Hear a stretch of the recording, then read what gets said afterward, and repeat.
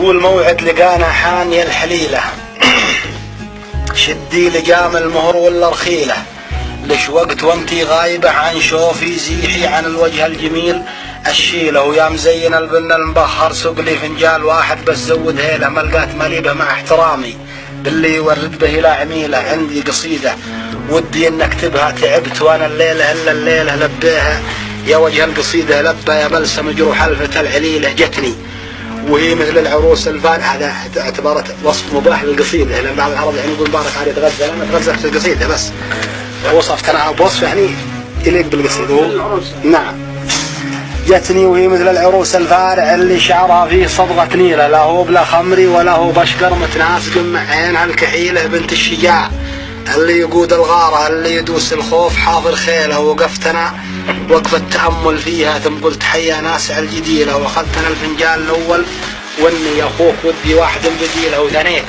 ثم جات المعاني كانها تقول وادي ضايق من سيلها البيت الاول يدعي اللي بعده من جزل ما انا راعي الهزيله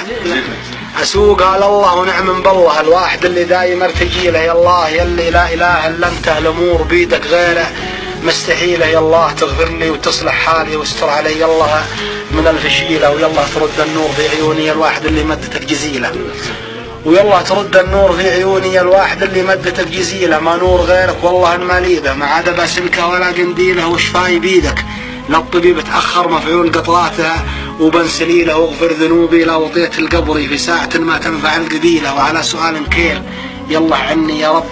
بالاجابه الجميله ونحمدك يا الله حمدا حمدا ملاح برقه في عروض بخيله ونحمدك يا الله حمدا حمدا ملاح برقه في عروض بخيله ويا مزين البن المبهر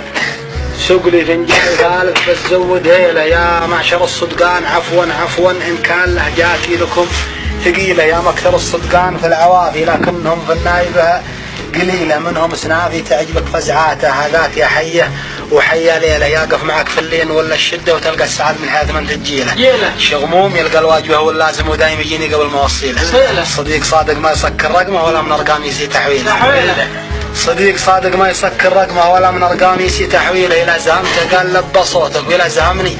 قمت انا لبي له هذاك لا مني ذكرته وانا ضايق تروح الفايدها سهيله وبعضهم ينساك لين يشوفك ما هو قلة حيله لكن طبيعه واغلب الطبايع تخلف ظنون الخل من خليله ذي تلاقي فيه ذي وهذه شخوف لكن منظر الدربيله ذي تلاقي فيه ذي وهذه شخوف لكن منظر الدربيله وبعضهم ما هو لك بشده لاحتجت له في قدحه الفتيله يروغ منك روغه الثعالب فللكميله راسه الكميله وبعضهم صدقاه مقضى حاجه فتره زمن ثم ينتهي مديله هذاك لو انه دوال جروحي تبقى جروحي خير من مشكيله هذاك لو انه دوال جروحي تبقى جروحي خير من مشكيله يغتر في نفسه وكثره حقه والظن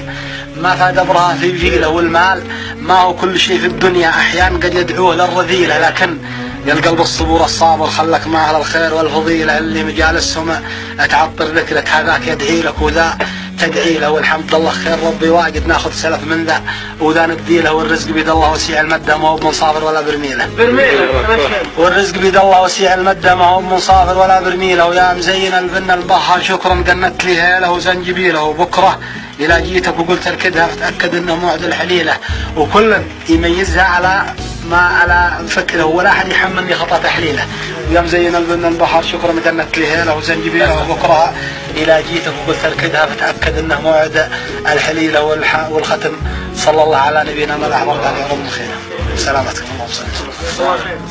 هذا مقطع واحد اللي ما كان احد شيء يصير كده مره واحده احيانا تعرف اصدقاء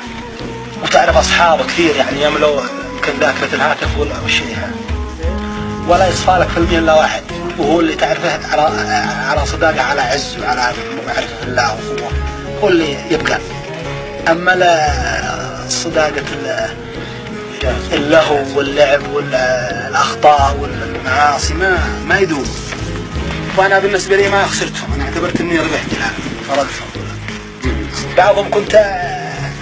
اضحي حتى بروحي اسوق نفسي على اشياء ما نهينا عنها ولا لي وفعلا ابتعد عني والحمد لله فيها خير ابتعد لان الانسان اذا يغير من حال لحال لابد انه يغير المكان والصديق ولا فأديت أبيات وهي خلتها عامة بس أنا خصصتها بيت أو بيتان في القصيدة هي تخص المعني بها بدون ما أني بيّنت أنا عليها بشيء. أقول يا الجروح القديمة يا الجروح الجداد والله أني على الدنيا شكور وصبور وانهفت بي حظوظي قلت كبوة جواد التمس عذر يا حظي واقول معذور والصديق السنافي الرفيق السنافي لو جفاني وعاد اقبله واحسب ان الشوك منه زهور ولا جرحني صنعت من الجروح الضماد ولا اعترف بالقصور اقول ما بقصور. الرفيق السنافي لو جرحني وعاد اقبله واحسب ان الشوك منه زهور ولا جرحني صنعت من الجروح الضماد ولا اعترف بالقصور أقول ما به قصور. وانت يقرب من السباب إلى الزناد وانت يسرع من الأجزاء بطلق الجرور ليه ترقد ولا اللي ما احتنيت الرقاد والليالي بلاها يا رفيقي يدور. أنت يقرب من السباب إلى الزناد وانت يسرع من الأجزاء بطلق الجرور ليه ترقد وانا اللي ما احتنيت الرقاد والليالي بلاها يا رفيقي يدور. وانت من قبل لو حدك من الوقت حاد جيت كسرع من البارود لما يثور ارتكي الحمول الكايده والشداد فوق ظهري واقول الجور ما هو بجور. وانت من قبل لو حدك من الوقت حاد جيتك اسرع من البارود لما يثور وارتكي الحمول الكايده والشداد فوق ظهري واقول الجور ما هو بجور. بس يا للاسف للنار راحت رماد وانهدم قصر صدقه كان 20 دور